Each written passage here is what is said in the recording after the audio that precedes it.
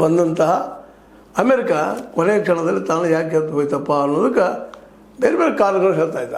ಮೊದಲದ್ದು ಅಮೇರಿಕೆಯಲ್ಲಿದ್ದಂಥ ಯಹೂದಿಗಳು ತಮ್ಮ ಸ್ವಂತ ದೇಶನ ಹೋಗ್ತದಪ್ಪ ಅಲ್ಲೇ ಇಸ್ರೇಲ್ ಅನ್ನುವಂಥದ್ದು.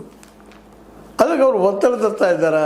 ಯಾಕಂದ್ರೆ ರಿಪಬ್ಲಿಕನ್ ಪಾರ್ಟಿ ಫಂಡ್ ಅಲ್ಲಿ ಯಹೂದಿರು ಕಾರ್ಪೊರೇಟ್ಗಳು ಕೊಡ್ತಾ ಇದ್ದಾರೆ ಅನ್ನೋದು ಇಲ್ಲಿ ಗಮನಿಸಬೇಕಾಗಿದೆ.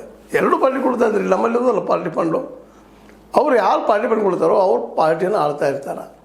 ಹೀಗಾಗಿ ಅವರು ಒತ್ತಡ ಜೋರು ಬಂದ ನಮ್ಮ ಟ್ರಂಪ್ ಅವರು ಇದಕ್ಕೆ ಒಪ್ಪಲಿಲ್ಲ ಅನ್ನುವಂಥ ಮಾತು ಕೇಳಿ ಬರ್ತಾ ಇದ್ದ. ಇನ್ನೊಂದು, ಇರಾನನ್ನು ಮುಂದಿಟ್ಟುಕೊಂಡು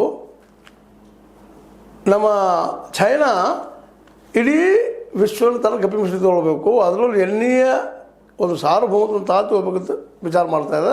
ಇದಕ್ಕೆಲ್ಲ ಸಪ್ಲೈ ಮಾಡ್ತಿರುವಂಥದ್ದು, ಶಸ್ತ್ರಾಸ್ತ್ರ ಸಪ್ಲೈ ಮಾಡುವಂಥದ್ದು ಚೈನಾ. ಅಲ್ಲಿ ಚೈನಾದಕ್ಕೆಲ್ಲ ಧಮಕಿ ಕೊಡುವಂಥ ಕೆಲಸವನ್ನು ಟ್ರಂಪ್ ಅವ್ರು ಮಾಡಿದ್ದಾರೆ. ನೀವು ಇದೇ ಮುಂದುವರೆದ್ರೆ ನಿಮಗೆ ಕೆಟ್ಟ ಪರಿಣಾಮವನ್ನು ಎದುರಿಸಬೇಕಾಗ್ತದೆ ಅಂತೇಳಿ ಚೈನಾಗೆ ಧಮಕಿ ಹಾಕಿದ್ದಾರೆ. ಮತ್ತು ಈಗಾಗಲೇ CIA ರಿಪೋರ್ಟ್ ಆಗಿರ್ಬೋದು, ಇನ್ನುಳಿದ ರಿಪೋರ್ಟ್ ಆಗಿರೋ ಪ್ರಕಾರ ಚೈನಾ ಶಸ್ತ್ರಾಸ್ತ್ರಗಳನ್ನು ಒದಗಿಸುವಂಥದ್ದು ದಾಖಲೆಗಳು ಸಹಿತ ಅವ್ರ ಕಡೆ ಸಿಕ್ಕಿದ್ದಾವೆ. ಇನ್ನು ಮುಂದೇನಾಗ್ಬೋದು? ಇರಾನ್ ಅಂತೂ ಈಗಾಗಲೇ ತನ್ನ ನಿಯತಿಗೆ ಬದ್ಧದ, ಆಳಿದಂಗೆ ಮಾಡಿ ತೋರಿಸ್ಲಿಕ್ಕತ್ತದ. ಮಾಡೋಕ್ಕಿಂತಲೂ ಹೆಚ್ಚಿಗೆ ಪರಿಣಾಮಕಾರಿಯಾದಂಥ